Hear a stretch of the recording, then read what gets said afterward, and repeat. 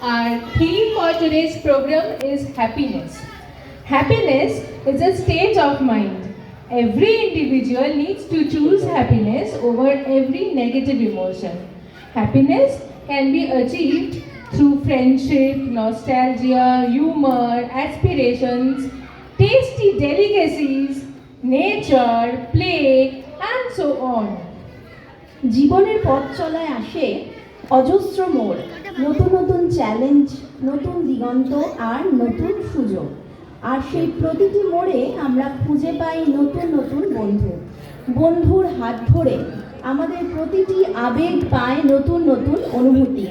এই সময় এই গানটার কথা না বললেই নয়। রংমশাল, স্কুল ছুটির ভোজমিরা, রূপকথার পায়রাদের গল্প বল,